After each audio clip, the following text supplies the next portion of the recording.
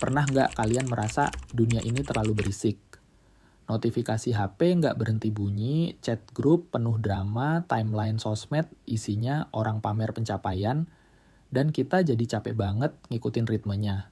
Kadang rasanya kayak hidup kita dipaksa ngebut terus tanpa sempat berhenti. Nah, di tengah kebisingan ini ada satu kekuatan besar yang sering banget diremehin. Diam. Bukan cuman diam karena nggak ada topik obrolan, tapi diam yang benar-benar disengaja, yang bisa jadi sumber ketenangan, kebijaksanaan, bahkan kekuatan mental. So, di video kali ini aku bakal jelasin secara detail. Apa itu seni dalam diam? Kenapa kita sering takut sama diam? Apa aja manfaat besarnya? Plus 7 strategi praktis buat mempraktikannya di kehidupan sehari-hari. Mantap lah pokoknya, kalian harus stay sampai akhir supaya nggak cuma ngerti, tapi bisa langsung praktekin dan rasain perubahannya.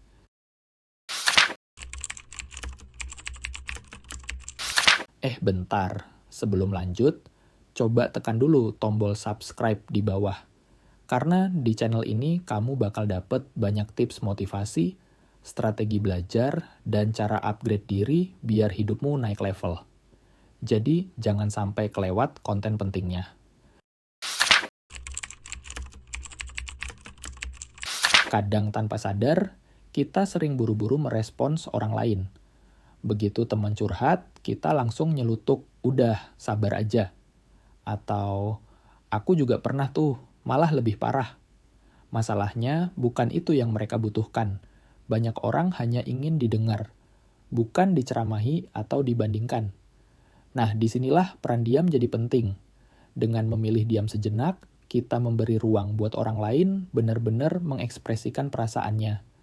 Diam bikin kita bisa menahan ego untuk jadi problem solver instan dan mulai berlatih jadi pendengar yang tulus. Hasilnya, hubungan jadi lebih hangat, rasa percaya makin kuat. Bahkan penelitian psikologi nunjukin orang yang punya kemampuan active listening, yang artinya lebih banyak diam, lebih banyak mendengar, cenderung punya hubungan sosial lebih sehat dan lebih disukai lingkungannya. Coba bayangin kalau kita lagi ada di posisi sulit. Kita cerita panjang lebar, tapi lawan bicara kita langsung motong dengan nasihat seadanya. Rasanya kayak kita nggak dianggap serius. Sebaliknya, kalau orang itu duduk tenang, mendengarkan penuh perhatian, walau tanpa kata-kata, kita langsung ngerasa dimengerti. Itulah kekuatan empati yang lahir dari diam.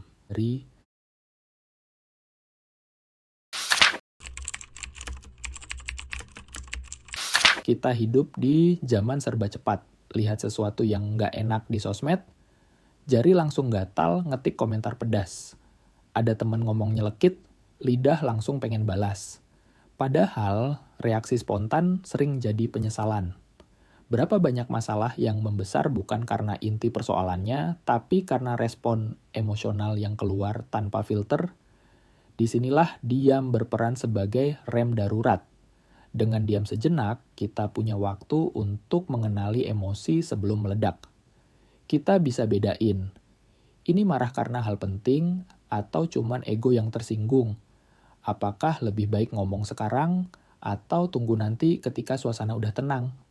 Orang yang terbiasa memberi jeda lewat diam biasanya terlihat lebih dewasa. Mereka nggak gampang tersulut, nggak gampang diprovokasi, dan kata-katanya punya bobot lebih karena lahir dari kesadaran, bukan reaksi sesaat. Contoh nyata, banyak pemimpin besar justru dikenal karena kemampuan menahan diri. Alih-alih langsung marah, mereka memilih diam dulu, merenung, baru mengambil keputusan. Kedewasaan emosional itu bukan soal berapa umur kita, tapi seberapa mampu kita mengendalikan reaksi. Dan diam adalah salah satu pintu masuknya. Kadang, tindakan paling bijak bukan berbicara atau bertindak, tapi berhenti sejenak. Dari situlah muncul kebijaksanaan. Diam itu bukan berarti pasrah, lemah, atau nggak punya suara. Justru diam adalah seni menciptakan ruang untuk diri kita sendiri.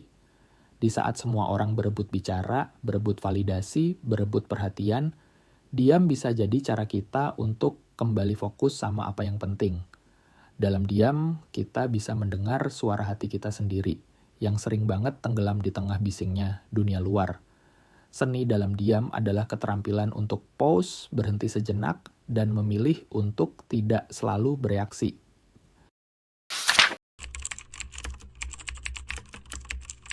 Masalahnya, banyak orang justru takut dengan diam.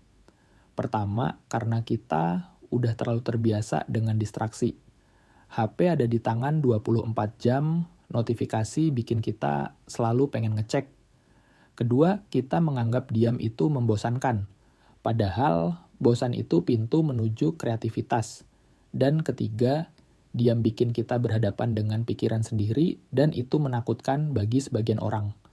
Banyak orang lari ke hiburan justru karena nggak berani menghadapi isi kepalanya sendiri. Tapi, coba pikir, kalau kita aja nggak berani mendengar pikiran kita, gimana kita bisa ngerti diri kita sepenuhnya? Yang pertama, diam bikin kita lebih fokus. Otak kita itu kayak mesin yang gampang panas, dan diam adalah tombol resetnya.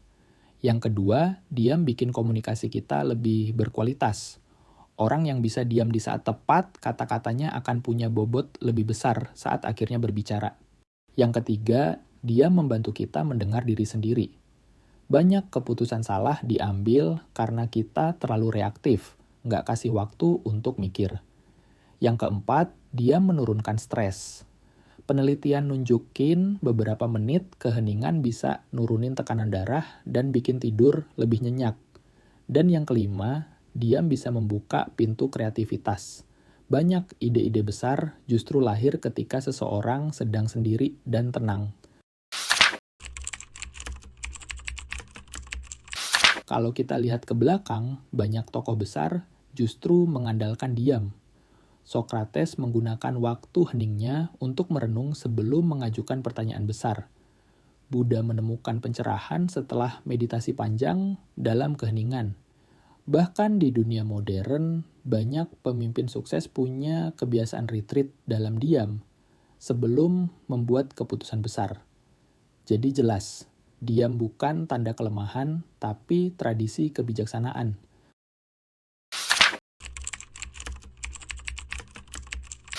Aku mau kasih contoh nyata. Ada seorang penulis terkenal, Ryan Holiday, yang rutin melakukan silent retreat, liburan dalam diam, tanpa HP, tanpa distraksi. Dari sana, dia bisa menulis buku-buku bestseller karena pikirannya jadi jernih. Atau lihat atlet dunia, mereka sering pakai momen diam sebelum bertanding untuk fokus penuh, menenangkan diri, dan menguatkan mental. Bahkan mungkin kalian sendiri pernah ngalamin. Saat lagi bengong di kamar, tiba-tiba muncul ide yang nggak pernah kepikiran sebelumnya. Itulah bukti bahwa diam itu powerful.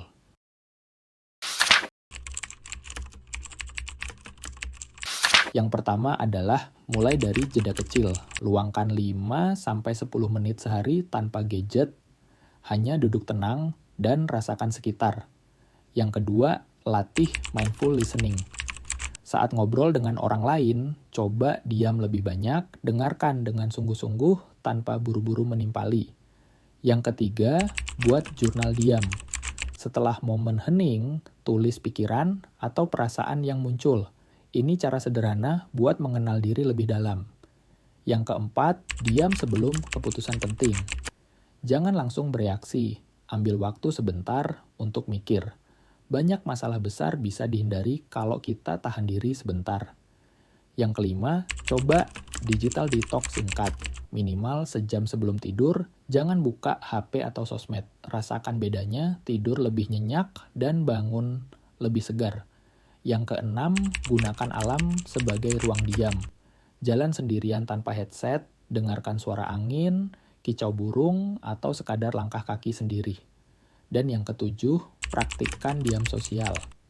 Belajar menahan diri dari debat nggak penting, gosip, atau komentar negatif di sosmed. Kadang, kekuatan terbesar bukan di kata-kata yang kita ucapkan, tapi di kata-kata yang berhasil kita tahan.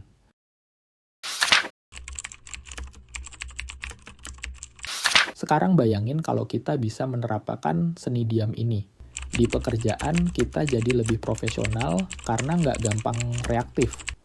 Dalam hubungan, kita nggak asal ngomong yang nyakitin, tapi lebih memilih untuk menenangkan dulu baru bicara.